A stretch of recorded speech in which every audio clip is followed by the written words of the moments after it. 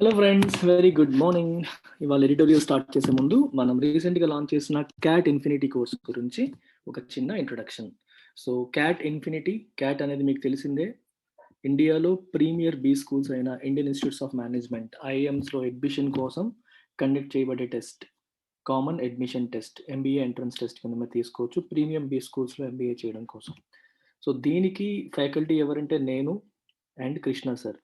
And I got 99 percentile in CAT and Krishna sir got 99.5 percentile in CAT. నేను English teach చేస్తాను verbal, sir teachers ఎల్ఆర్డిఐ.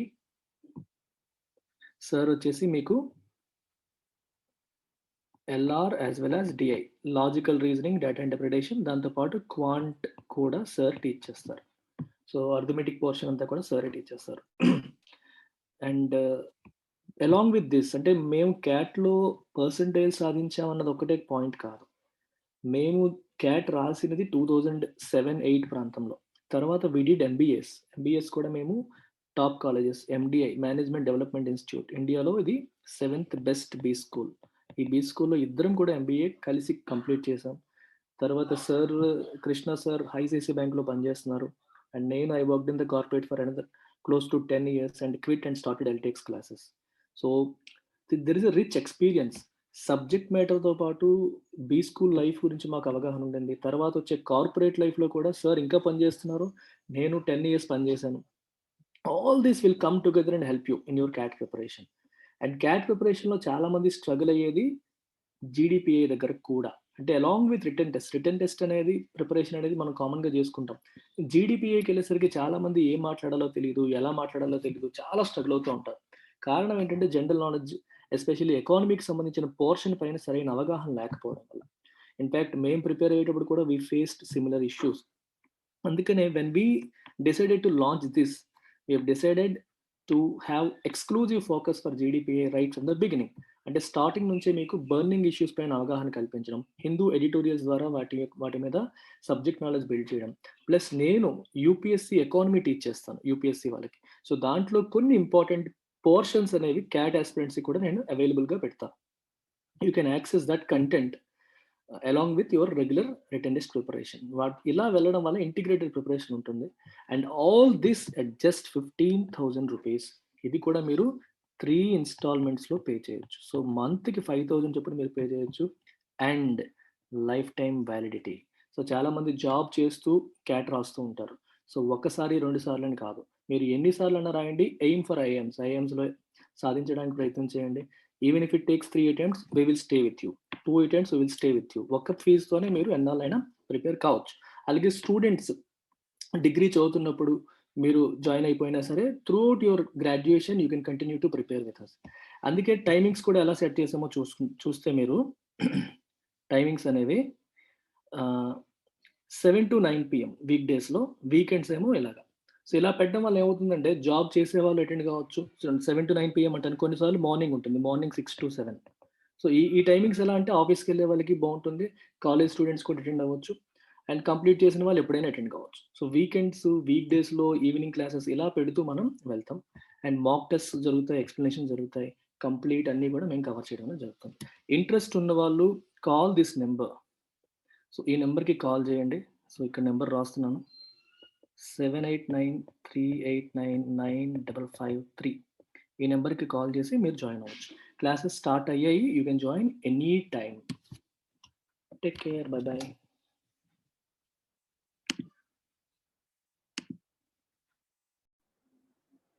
Hello friends, good morning. Before I begin today's editorial announcement, UPSC infinity కొత్త batches April 1st నుండి start అవుతున్నాయి. దాని యొక్క fee as of today 50,000 ఉంది, ఇవాల్టి వరకు మాత్రమే. రేపటి నుంచి 55,000 అవుతుంది. యూపీఎస్సీ జాయిన్ అవ్వాలనుకునే వాళ్ళందరూ కూడా ఇవాళ జాయిన్ అయితే 50,000, ఎప్పటి నుంచో చెప్తూనే ఉన్నాం, రేపటి నుంచి 55,000 అవుతుంది. జాయిన్ అవ్వాలంటే ఈ నెంబర్కి కాల్ చేసి ఫస్ట్ ఇన్స్టాల్మెంట్ ఆఫ్ 5,000 పే చేసి మీరు జాయిన్ అయిపోవచ్చు. So let's begin today's editorial. Delhi undermined. Undermine అంటే అర్థం ఏంటి? What is the meaning of the word undermine? Undermine అంటే to make someone less powerful. To make something less effective, అంటే దాని యొక్క పవర్ని, దాని యొక్క ఎఫెక్టివ్నెస్ని తగ్గించడాన్ని అండర్మైన్ అంటాం. ఢిల్లీ అండర్మైన్ అంటే అర్థం ఏంటి ఇక్కడ? ఢిల్లీ గవర్నమెంట్, ఇప్పుడు Arvind Kejriwal government or whichever government which is there, దాని యొక్క పవర్ తగ్గింది, అండర్మైన్ చేశారు, దాని ఎఫెక్టివ్నెస్ పవర్ని తగ్గించారు అని అర్థం. Bill to amend GNCTD Act is a rollback of the notion of representative government. GNCTD Act అంటే అర్థం ఏంటి? Government of national capital territory of Delhi, government of national capital territory of Delhi, అది GNCTD యాక్ట్. ఈ act ని amend చేయడం, amend అంటే అర్థం ఏంటి? సవరించడం, మార్పు చేయడం. మార్పు చేయడానికి లోక్సభలో ఒక బిల్లు ప్రవేశపెట్టారు. ఈ bill is a roll back of the notion of representative government. Representative government అనే ఐడియాని వెనక్కి తీసుకెళ్లడమే, ఐడియాని ముందుకు తీసుకెళ్లకుండా రోల్ బ్యాక్ చేసినట్టే అర్థం. రిప్రజెంటేటివ్ గవర్నమెంట్ అంటే అర్థం ఏంటి? What is the meaning of representative government? ఇండియాలో we have something called democracy. మనం రోజు మాట్లాడుకుంటూనే ఉంటాం డెమోక్రసీ డెమోక్రసీ అని. డెమోక్రసీలో రెండు భాగాలు ఉంటాయి, రెండు రకాలు ఉంటాయి. ఒకటి representative form of democracy or indirect democracy, ఇంకొకటి direct democracy. And India follows representative form of democracy. Representative form of democracy అంటే అర్థం ఏంటి? డెమోక్రసీ అంటే మీనింగ్ ఏంటి? Democracy, rule by people. Demo అంటే పీపుల్ కదా, రూల్ బై పీపుల్. కానీ నిజంగా ప్రజలే పరిపాలిస్తున్నారా? లేదు. ప్రజలే డెసిషన్స్ తీసుకుంటున్నారా? లేదు. మరి ఎవరు డెసిషన్స్ తీసుకుంటున్నారు? రిప్రజెంటేటివ్స్ ఆఫ్ ది పీపుల్, అంటే ప్రజా ప్రతినిధులు అంటాం. ప్రజల చేత ఎన్నుకోబడ్డ ప్రతినిధులు, representatives, they are taking decisions, they are making laws, they are running the government. అలాంటి గవర్నమెంట్ ని మనం రిప్రజెంటేటివ్ గవర్నమెంట్ అంటాం. ఓకే, ప్రజల చేత ప్రజలని రిప్రజెంట్ చేస్తున్న వ్యక్తులు ప్రభుత్వాన్ని నడుపుతున్నారు, అలాంటి నోషన్. ఈ మాట ఎందుకు వచ్చింది చెప్పండి? ఢిల్లీ మీకు యూనియన్ టెరిటరీ కదా, ఇట్స్ ఎ యూనియన్ టెరిటరీ. ఈ యూనియన్ టెరిటరీకి వచ్చేసరికి సమస్య ఎక్కడ వస్తుందంటే, ఒకటి ప్రజల చేత ఎన్నుకోబడ్డ గవర్నమెంట్ ఉంది, అరవింద్ కేజ్రీవాల్ గారు నడుపుతున్న గవర్నమెంట్ ఒకవైపు ఉంది. ఇంకొకటి ప్రభుత్వం చేత, సెంట్రల్ గవర్నమెంట్ చేత అపాయింట్ చేయబడ్డ లెఫ్టినెంట్ గవర్నర్ కూడా ఉన్నారు. ఒకవైపు చీఫ్ మినిస్టర్, ఇంకోవైపు లెఫ్టినెంట్ గవర్నర్. చీఫ్ మినిస్టర్ ఇప్పుడు మనకి ఆంధ్రప్రదేశ్లో తీసుకోండి, ఆంధ్రప్రదేశ్లో తీసుకుంటే ఆంధ్రప్రదేశ్లో కూడా సీఎం ఉన్నారు, గవర్నర్ ఉన్నారు. ఎవరు హెడ్ ఆఫ్ ది స్టేట్ అంటే ఏం చెప్తాం మనం? గవర్నర్ అని చెప్తాం, లెక్క ప్రకారం గవర్నరే. కానీ గవర్నర్ తనంతట తాను ఏదంటే చేయొచ్చా? చేయకూడదు. He has to act on the aid and advice of the CM and council of ministers. CM మరియు కౌన్సిల్ ఆఫ్ మినిస్టర్స్ ఇచ్చిన సలహాలు మరియు సూచనల మేరకు, రైట్, ఎయిడ్ అండ్ అడ్వైస్ మేరకు మాత్రమే గవర్నర్ డెసిషన్స్ అనేవి తీసుకోవాలి. సో అల్టిమేట్ గా పవర్ ఎవరి చేతిలో ఉన్నట్టు? సీఎం చేతిలో ఉన్నట్టే. అలాగే మనకి సెంట్రల్ లెవెల్లో తీసుకుంటే president is the head of the country అంటాం.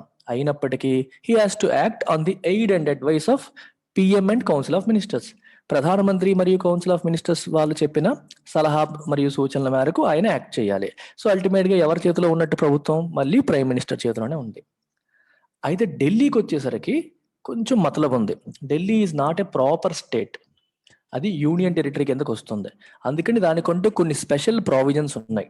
ఆ స్పెషల్ ప్రావిజన్స్ మీరు కాన్స్టిట్యూషన్ లో చూస్తే article 239AA, this is the special provisions with respect to Delhi.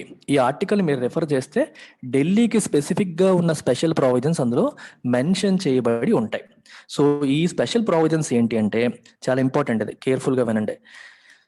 ఇప్పుడు జనరల్ గా మీకు ఇంకొక కాన్సెప్ట్ కూడా చెప్తాను. I will give you all the background that is required to understand this editorial. ఈ బ్యాక్గ్రౌండ్ వింటే మీకు క్లియర్ గా అర్థమైపోతుంది, పెద్ద కష్టం ఏమీ కాదు. సో ఈ బ్యాక్గ్రౌండ్ ఏంటి? మీకు యూనియన్ ఉంది. యూనియన్ అంటే మనకి సెంట్రల్ గవర్నమెంట్, స్టేట్స్ ఉన్నాయి, రైట్. యూనియన్ గవర్నమెంట్ కి లెజిస్లేటివ్ బాడీ ఏంటి? పార్లమెంట్. స్టేట్ గవర్నమెంట్ కి లెజిస్లేటివ్ బాడీ ఏంటి? అసెంబ్లీ, లేదా స్టేట్ లెజిస్లేచర్, కౌన్సిల్ అన్ని కలిపి అనుకోండి, స్టేట్ లెజిస్లేచర్ అనుకోండి. ఇప్పుడు పార్లమెంటు చట్టాలు చేస్తుంది, స్టేట్ లెజిస్లేచర్ కూడా చట్టాలు చేస్తుంది. ఎవరు వేటిపైన చట్టాలు చేయాలి, ఏ అంశం ఎవరి కింద వస్తుందని చెప్పి మనకి రాజ్యాంగంలో 7th షెడ్యూల్లో మెన్షన్ చేశారు. 7th షెడ్యూల్లో ఏం మెన్షన్ చేశారంట? ఒకటి యూనియన్ లిస్ట్, రెండవది స్టేట్ లిస్ట్, మూడవది కన్కరెంట్ లిస్ట్, ఇలా 3 లిస్టుల కింద సెగ్రిగేట్ చేసేసారు. వీటిల్లో ఎందులోనూ మెన్షన్ చేయకపోతే దట్ ఈజ్ రెసిడ్యువల్ అని చెప్పి అంటారు. అంటే ఎక్కడ మెన్షన్ చెయ్యనిది రెసిడ్యువల్. యూనియన్ లిస్ట్ లో ఉన్న అంశాలపైన చట్టాలు ఎవరు చేస్తారు? పార్లమెంట్ చేస్తుంది. స్టేట్ లిస్ట్ లో ఉన్న అంశాలపైన చట్టాలు ఎవరు చేస్తారు? అసెంబ్లీ చేస్తుంది. కన్కరెంట్ లిస్ట్ లో ఉన్న అంశాలపైన చట్టాలు ఎవరు చేస్తారు? అంటే పార్లమెంటు చేయొచ్చు, స్టేట్ లెజిస్లేచర్ కూడా చేయొచ్చు. అయితే మరి సమస్య, ఒకే అంశం పైన ఇద్దరూ చేసినప్పుడు ఒకదానికొకటి కాన్ఫ్లిక్ట్ వస్తే ఏమవుతుంది అనే క్వశ్చన్ వస్తుంది. ఒకే అంశం పైన అటు పార్లమెంట్ ఒక చట్టం చేసింది, స్టేట్ అసెంబ్లీ ఒక చట్టం చేసింది. రెండింటికి కాన్ఫ్లిక్ట్ వస్తే ఏమవుతుందంటే ఎంత వరకు అయితే కాన్ఫ్లిక్ట్ ఉంటుందో ఆ పోర్షన్ వరకు పార్లమెంట్ చేసిన చట్టమే ప్రివేల్ అవుతుంది, స్టేట్ చేసిన చట్టం ప్రివేల్ అవ్వదు. అంటే స్టేట్ చేసిన చట్టం నిలబడదు, పార్లమెంట్ చేసిన చట్టమే నిలబడుతుంది. రీసెంట్ గా మనం ఆల్రెడీ చూసాం, రైతులకు సంబంధించిన చట్టాలు పార్లమెంట్ చేసింది. పంజాబ్ రాష్ట్రం ఏం చేసింది? అదే అంశం పైన పంజాబ్ కూడా చట్టం చేసింది. ఎందుకంటే కొన్ని ఏరియాస్ కన్కరెంట్ లిస్ట్ లో ఉన్నాయి, అటు పార్లమెంట్ చేయొచ్చు, వీళ్ళు చేయొచ్చు. పంజాబ్ కూడా చట్టం చేసింది. ఇప్పుడు చూడండి, ఒక చిన్న ఎగ్జాంపుల్తో చెప్తాను. ఇది పంజాబ్ వాళ్ళు చేసిన చట్టం అనుకోండి, ఇది పార్లమెంట్ చేసిన చట్టం అనుకోండి. ఇప్పుడు ఈ ఏరియా ఏదైతే ఉందో ఈ ఏరియా కాన్ఫ్లిక్ట్ వస్తుంది. పార్లమెంట్ ఒక మాట చెప్తుంది, పంజాబ్ ఇంకో మాట చెప్తుంది. ఈ ఏరియాతో ప్రాబ్లం లేదు, ఈ ఏరియాతో కూడా ప్రాబ్లం లేదు. ఈ ఇద్దరూ కలిపి ఒకే విషయం మీద మాట్లాడిన ఏరియాతోనే మనకు ప్రాబ్లం. లెక్క ప్రకారం ఈ కాన్ఫ్లిక్ట్ వచ్చిన ఏరియా పార్లమెంట్ చేసిన చట్టం ప్రకారం వెళ్ళిపోవాలి. అయితే ఒక్క ప్రావిజన్ ఉంది, ఏంటంటే పంజాబ్ రాష్ట్రం కెన్ రిక్వెస్ట్ ప్రెసిడెంట్ని రిక్వెస్ట్ చేయొచ్చు. ఏమని? ఈ పోర్షన్ వరకు మా రాష్ట్రంలో యాక్సెప్టెన్స్ ఇవ్వండి అని చెప్పి ప్రెసిడెంట్ని రిక్వెస్ట్ చేయొచ్చు. ఒకవేళ ప్రెసిడెంట్ అప్రూవ్ చేస్తే ఈ కాన్ఫ్లిక్ట్ వచ్చిన ఏరియా ఆ పంజాబ్ రాష్ట్రం వరకు చెల్లుతుంది. బయటికి వెళ్ళాక మళ్ళీ పార్లమెంట్ చేసిన చట్టమే చెల్లుతుంది. కానీ ఆ రాష్ట్రం వరకు ఈ కాన్ఫ్లిక్ట్ వచ్చిన ఏరియా పార్లమెంట్ చేసిన చట్టం కాకుండా ఆ రాష్ట్రం చేసిన చట్టమే చెల్లుతుంది. ఒక ప్రెసిడెంట్ అప్రూవల్ ఉంటే మాత్రమే. ప్రెసిడెంట్ అప్రూవల్ లేకపోతే చెల్లదు. అదర్వైజ్ ప్రెసిడెంట్ అప్రూవల్ వరకు వెళ్ళలేదు అనుకోండి, ఒకే విషయంలో స్టేట్ మరియు పార్లమెంట్ ఇద్దరు ఒక చట్టాలు చేస్తే పార్లమెంట్ చేసిన చట్టమే చెల్లుతుంది. ఇది లాజిక్. ఇది జనరల్ గా మన స్టేట్స్ కు ఉండే విషయం. అయితే స్టేట్ లిస్ట్ లో ఉండే అంశాలు జనరల్ గా పార్లమెంట్ ఇన్వాల్వ్ అవ్వదు, ఓన్లీ అసెంబ్లీ మాత్రమే చేస్తుంది. కొన్ని ఎక్స్ట్రాడినరీ సర్కమ్స్టాన్సెస్ లో స్టేట్ లిస్ట్ లో ఉన్న అంశాలపైన కూడా పార్లమెంట్ చట్టాలు చేస్తుంది. అది ఎప్పుడంటే ఎమర్జెన్సీలు, నేషనల్ ఎమర్జెన్సీలు అలాంటివి వచ్చినప్పుడు.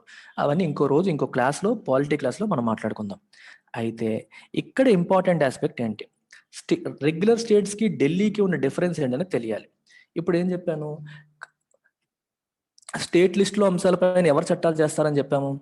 స్టేట్ లెజిస్లేచర్ చేస్తుంది. స్టేట్ లిస్ట్ లో ఉన్న అంశాల్లో ఫస్ట్ది, సెకండ్ది, 18ది చూద్దాం. ఈ 3 ఏంటో ఒకసారి మనం చూద్దాం. ఫస్ట్ది వచ్చేసరికి పబ్లిక్ ఆర్డర్, అంటే లా అండ్ ఆర్డర్ అనమాట. సెకండ్ వచ్చేసరికి పోలీస్. 18th వచ్చేసరికి ల్యాండ్. మామూలుగా ఈ అంశాలన్నీ స్టేట్ లిస్ట్ లో ఉన్నవి. స్టేట్ లిస్ట్ లో ఉన్నాయంటే అర్థం ఏంటి? ఆ అంశాలపైన ఎవరు డెసిషన్ ఎవరు చట్టాలు చేయొచ్చు? స్టేట్ అసెంబ్లీ చేయొచ్చు. కానీ ఢిల్లీలో మాత్రం ఈ 3 అంశాలు స్టేట్ లిస్ట్ లో ఉన్నప్పటికీ వీటిపైన చట్టాలు చేసే అధికారం స్టేట్ లెజిస్లేచర్ కి ఇవ్వలేదు. వీటిపైన డెసిషన్స్ తీసుకునే అధికారం లెఫ్టినెంట్ గవర్నర్కి ఇచ్చారు, స్టేట్ లెజిస్లేచర్ కి ఇవ్వలేదు. ఎప్పుడు ఢిల్లీలో ఇదే గొడవ. పోలీసులు ఏమో ఢిల్లీ కింద రారు, ఢిల్లీ గవర్నమెంట్ కింద పనిచేయరు, లెఫ్టినెంట్ గవర్నర్కి రిపోర్ట్ చేస్తారు. అదొక పెద్ద సమస్య ఢిల్లీలో. అర్థమైందా? ఇది ఢిల్లీకి వచ్చిన స్పెషల్ ప్రావిజన్.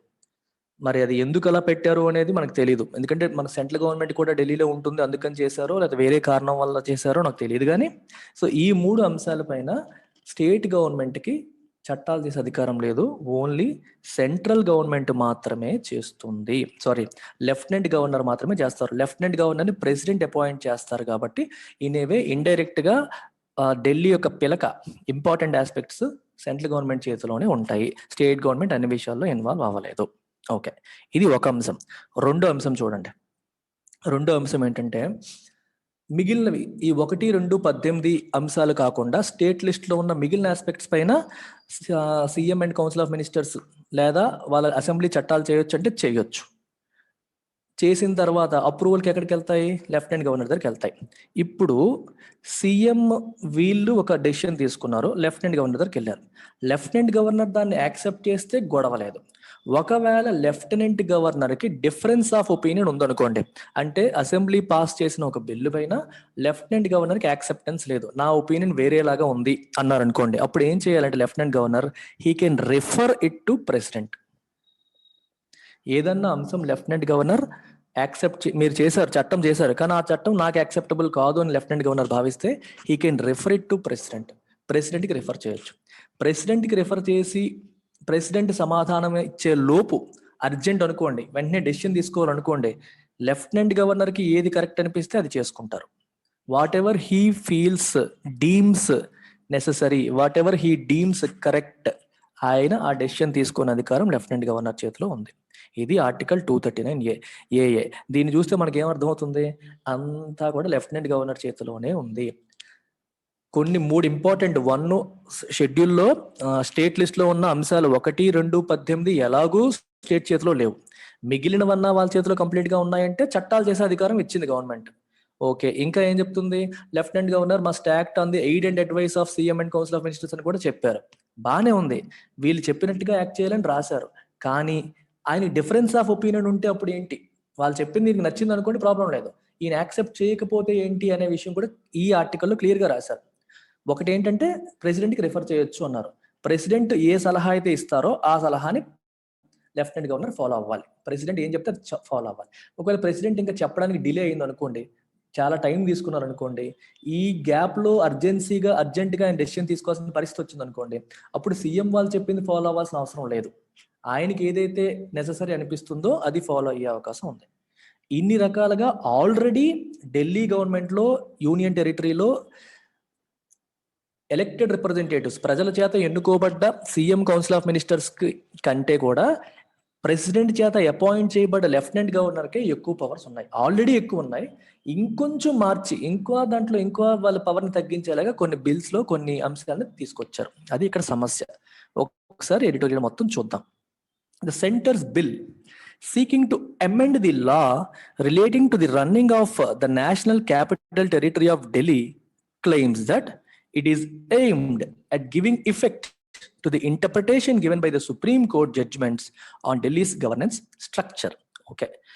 Center తీసుకొచ్చిన bill seeking to amend, seeking అంటే ట్రయింగ్, టు అమెండ్, అమెండ్ అంటే మార్పు చేయడం, సవరించడం. దేని? The law. దేనికి సంబంధించిన law? Relating to the running of the national capital territory of Delhi.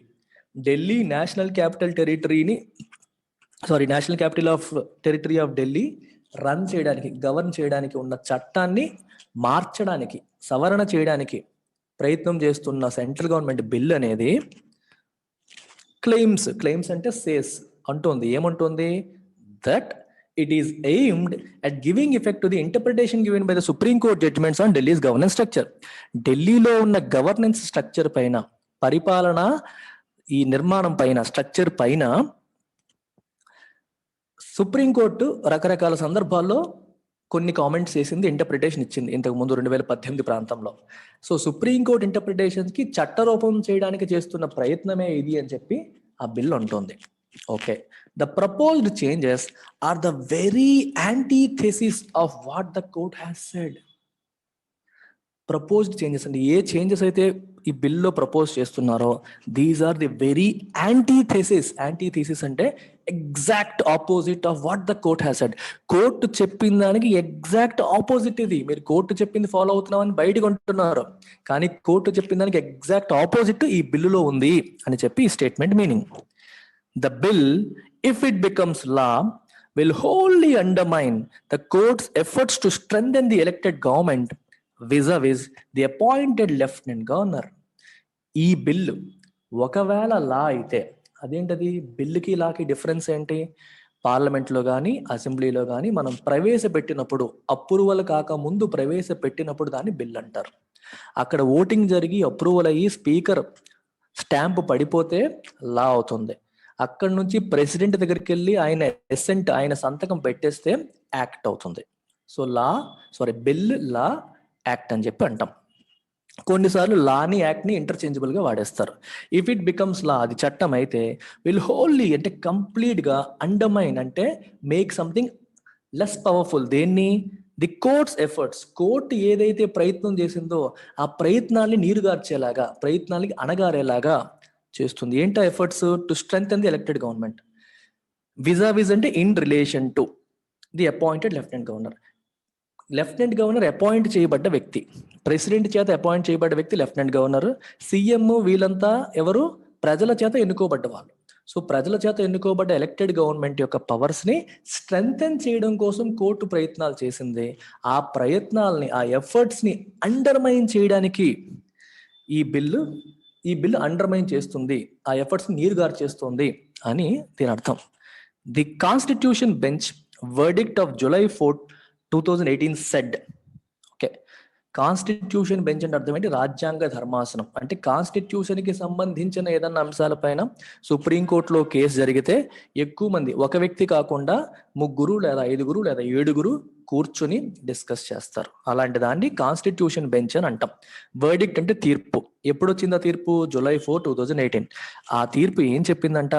Said the lieutenant governor has not been entrusted with any independent decision making power.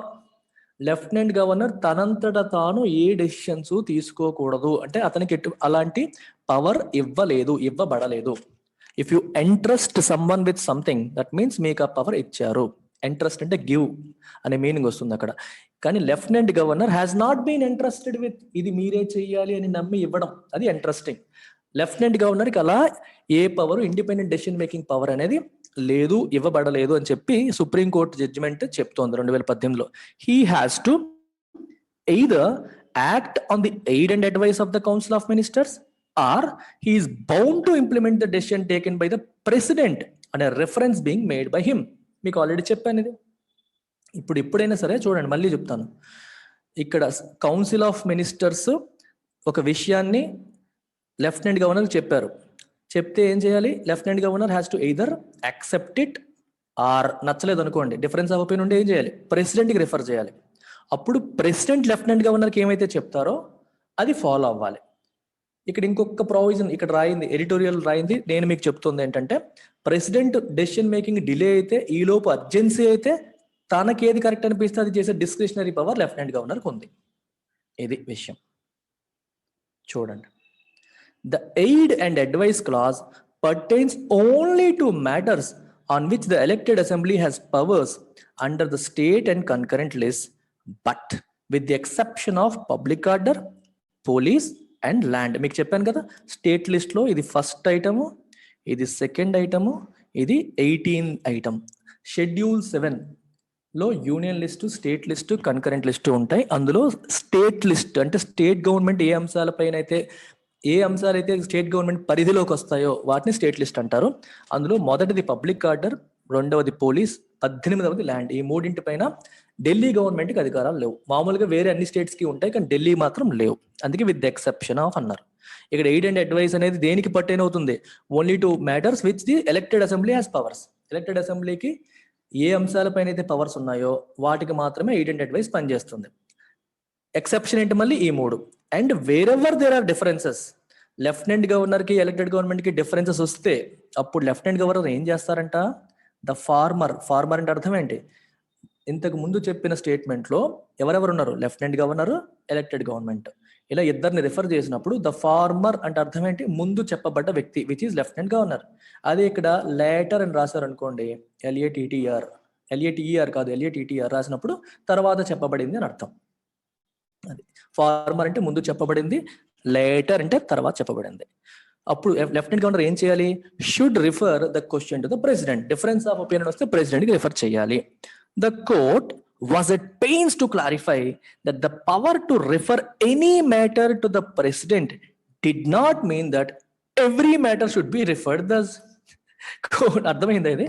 Court ఇప్పుడు ఏంటంటే, lieutenant governor, ఇప్పుడు ఢిల్లీ గవర్నమెంట్ ఉంది, అది మన present case తీసుకోండి, అది BJP government కాదు.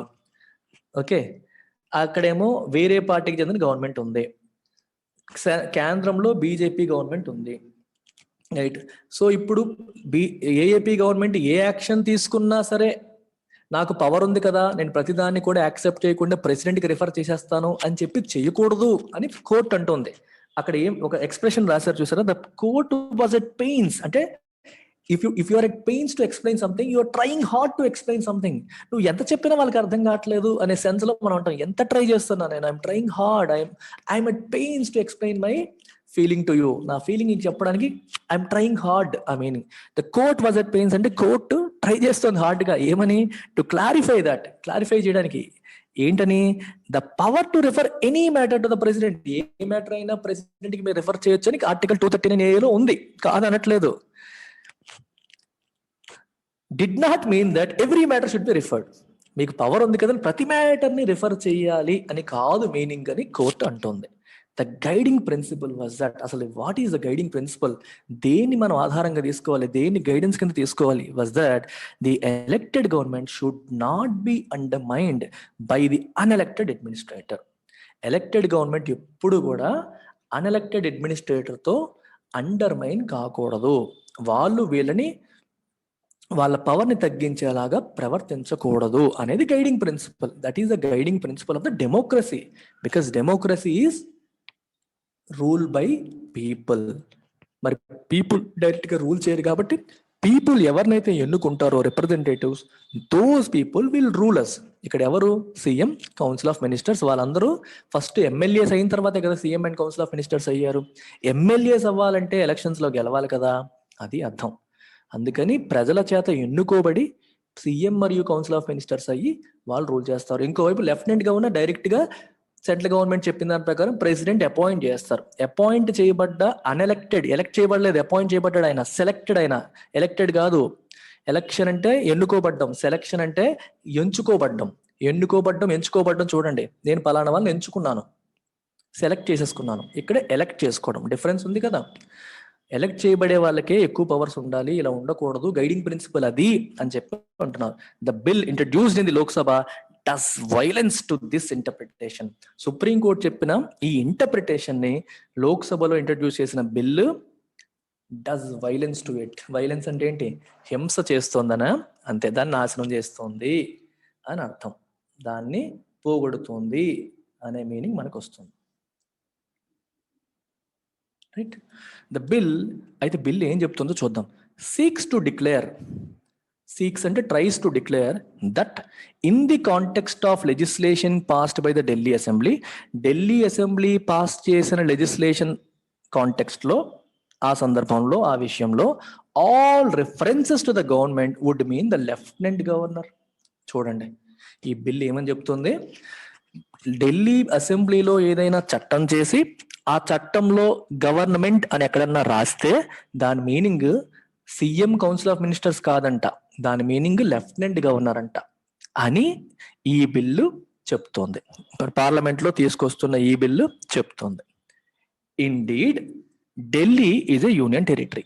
Okay, Delhi అనేది యూనియన్ టెరిటరీయే, కాదని ఎవరు అనట్లేదు. బట్ కానీ కాంట్రాస్ట్ చూడండి, it is somewhat incongruous for a territory with an elected house to be declared the sole domain of LG. LG అంటే లెఫ్టినెంట్ గవర్నర్. చూడండి, ఇన్కాన్గ్రువస్ అంటే అర్థం ఏంటి, not in sync with, surroundings తో సింక్ లేకుండా ఉంటే ఇన్కాన్గ్రువస్ అంటాం. For example, India is a democracy. ఈ డెమోక్రసీలో ప్రజల ఒపీనియన్ కి ఇంపార్టెన్స్ ఇవ్వకుండా, ప్రజల ఆకాంక్షల్ని పట్టించుకోకుండా గవర్నమెంట్ ఇష్టానుసారం ప్రవర్తించింది అనుకోండి, the rule that is happening today in this country is incongruous with the principles of democracy అంటాం. ప్రజాస్వామ్య విలువలు, ప్రజాస్వామ్య ప్రిన్సిపల్స్, ప్రజాస్వామ్య సూత్రాలకి అనుగుణంగా పరిపాలన సాగట్లేదు అని అంటాం తెలుగులో. ఇన్కాన్గ్రువస్ అంటే అనుగుణంగా లేకపోవడం. ఇక్కడ ఏంటంటున్నారు, is incongruous for a territory with an elected house to be declared the sole domain of LG.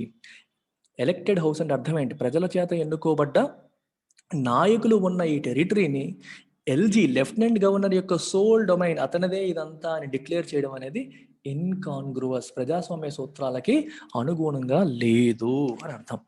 The apex court had rightly concluded that the scheme set out in the Constitution and the Government of National Capital Territory of Delhi Act 1991 envisages a collaborative structure that can be worked only through constitutional trust. దీని అర్థం ఏంటి, apex apex code అంటే highest, apex అంటే the highest level ని apex అంటారు. The apex code had rightly concluded, correct గా conclude చేసింది ఏమని, that the scheme set out in the constitution, constitution లో చెప్పబడ్డ విషయం ఏంటట, అండ్ ది గవర్నమెంట్ ఆఫ్ ఈ జిఎన్సిటిడి యాక్ట్ 1991, ఒరిజినల్ యాక్ట్ 1991, ఇప్పుడు దాన్ని అమెండ్ చేస్తున్నారు 2021లో.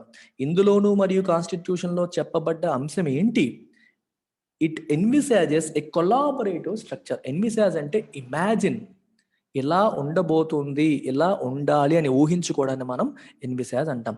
I envisage bright future to every student who joins LTX classes. అంటే అర్థం ఏంటి, నేను ఎన్విసాజ్ ఎగ్జాంపుల్ చెప్తాను. ఎల్టీఎక్స్ క్లాసెస్ లో జాయిన్ అయ్యే ప్రతి స్టూడెంట్ కి కూడా ఒక అద్భుతమైన భవిష్యత్తు ఉంటుంది అని నేను ఇమాజిన్ చేస్తున్నాను, ఎలా ఉండబోతుందని చెప్పి నేను నా మైండ్లో స్ట్రక్చర్ వేసుకున్నాను. Imagine that something good is going to happen, something is going to happen in a particular way అని అనుకోవడాన్ని envisage అంటాం. Okay, people who choose to prepare for UPSC envisage a bright future. UPSC prepare అవ్వాలని నిర్ణయం తీసుకున్న వాళ్ళందరూ కూడా bright ఫ్యూచర్ని imagine చేసుకుంటారు, ఎందుకంటే that is the mother of all government exams. So ఈ బిల్లు, ఈ యాక్ట్ లోను మరియు కాన్స్టిట్యూషన్ లో ఉన్న స్కీమ్ దేన్ని ఎన్విసైజ్ చేస్తుందంటే a collaborative structure. What is the meaning of collaboration? Working together. Lieutenant governor మరియు CM and council of ministers కలిసి పని చేసుకునే స్ట్రక్చర్ ని ఆ బిల్ అనేది ఎన్విసైజ్ చేస్తుంది. అంతేకాని ఒకళ్ళు పవర్ఫుల్ ఇంకొకళ్ళు వాళ్ళకంటే తక్కువ అనే దాన్ని ఎన్విసైజ్ చేయట్లేదు. ఇద్దరు కలిసి పనిచేసుకునే స్ట్రక్చర్ నే ఎన్విసైజ్ చేస్తుంది. Something that can be worked only through constitutional trust. రాజ్యాంగం మీద ట్రస్ట్ పెట్టి, నమ్మకం పెట్టి కలిసి పని చేసుకుంటేనే పని అవుతుందని చెప్పి వాళ్ళు అనుకున్నారు. ఆ చట్టంలోను రాజ్యాంగంలో ఉన్న ప్రావిజన్స్ చెప్తున్నాయని అంటున్నారు అని కోర్ట్ అంటోంది. The proviso to the article 239A, మీకు స్టార్టింగ్ లోనే చెప్పాను.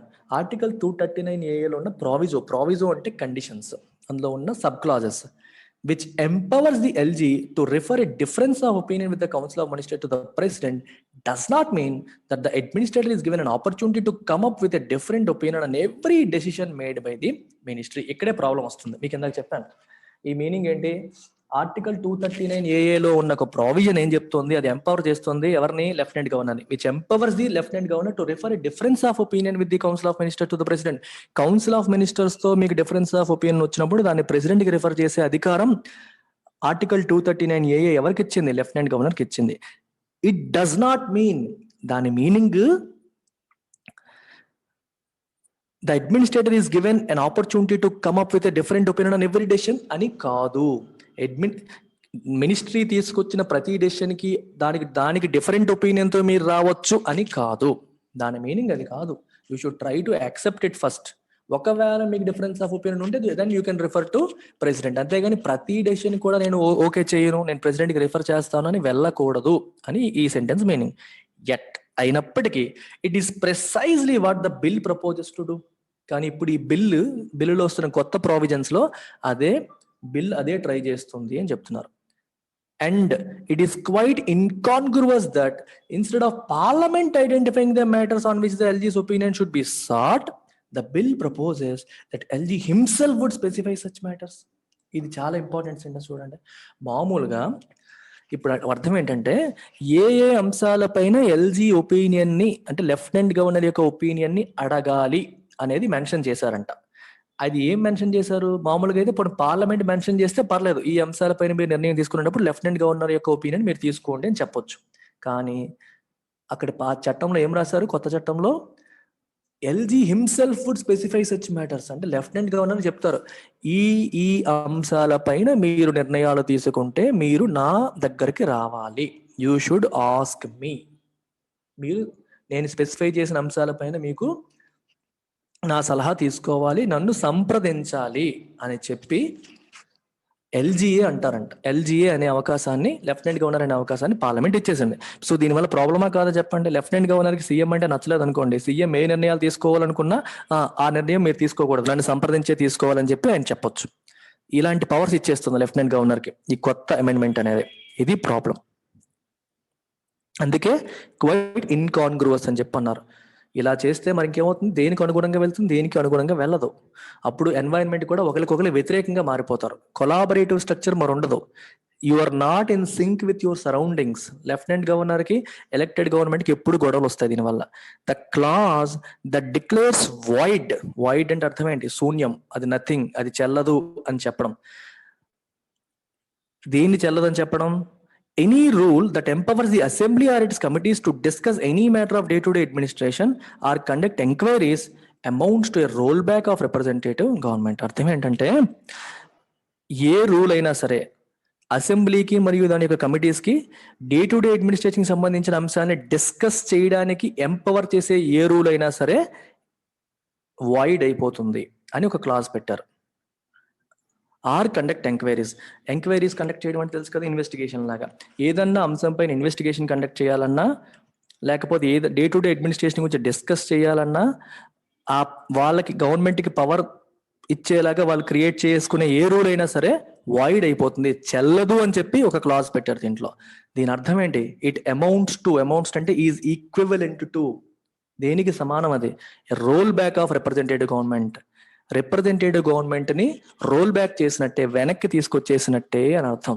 రిప్రజెంటేటివ్ గవర్నమెంట్ అంటే స్టార్టింగ్ లోనే చెప్పాను, ప్రజలని రిప్రజెంట్ చేస్తూ ఉండే గవర్నమెంట్, ప్రజా ప్రతినిధుల ప్రభుత్వం. రిప్రజెంటేటివ్ ఫార్మ్ ఆఫ్ డెమోక్రసీ మనం ఇండియాలో ఉంటుంది. దాన్ని అండర్మైన్ చేసినట్టుగానే లెక్క. వాళ్ళకి ఎటువంటి అధికారాలు లేకుండా తగ్గించేస్తూ ఉన్నారు.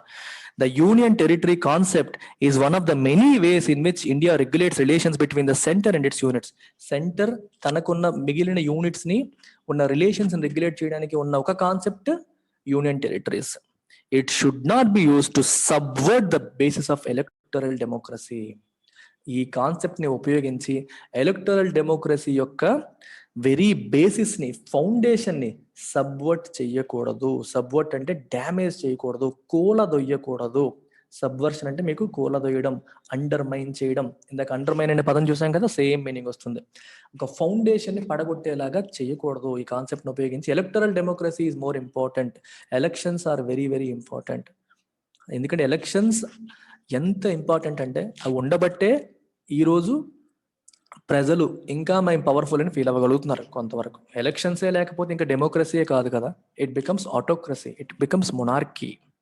అది that's about it, right? So summary చేయాలంటే ఏంటంటే, మన government of national capital territory of Delhi act ని అమెండ్ చేస్తున్నారు. దీంట్లో కొత్త అమెండ్మెంట్లో ఏం చేశారంటే, మన చట్టం అసెంబ్లీ చేసే ఏ చట్టంలోనైనా గవర్నమెంట్ అని మెన్షన్ చేస్తే దాని meaning CM council of ministers కాదంట, లెఫ్టినెంట్ గవర్నర్ ఏనంట. అదొకటి. అలాగే ఇంకొకటి ఏం చేస్తారు చూసారా, the clause that declares void any rule. అసెంబ్లీని మరియు దాని యొక్క కమిటీస్ కి ఉన్న కొన్ని పవర్స్ ని వాయిడ్ చేసేలాగా ఒక క్లాజ్ తీసుకొచ్చారు. అదొకటి. మళ్ళీ రెండవది ఏంటి, ఏ అంశాలపైన లెఫ్టినెంట్ గవర్నర్ సలహా కోరాలి, ఒపీనియన్ తీసుకోవాలి అనేది కూడా lieutenant governor himself will propose అని చెప్పారు. ఆయనే స్పెసిఫై చేస్తారు. ఆయనకి ఎక్కడెక్కడ సీఎం మీద కోపం ఉంటే ఆయా అంశాలన్నీ కూడా నన్ను అడిగే చేయాలని చెప్పి ఆయన ప్రపోజ్ చేయొచ్చు అని చెప్పారు. ఇలా రకరకాలు కొత్త బిల్లులు ఉన్నాయి, ఈ కొత్త బిల్లు తీసుకొచ్చారు. దీనివల్ల ఎలక్టెడ్ గవర్నమెంట్ యొక్క పవర్ ని, అధికారాన్ని, దాని యొక్క ఇంపార్టెన్స్ ని సబ్వర్ట్ చేయడం జరుగుతుంది, అండర్మైన్ చేయడం జరుగుతుంది, ఇన్ఎఫెక్టివ్ చేయడం జరుగుతుంది అని దీని యొక్క సారాంశం. Take care, by by.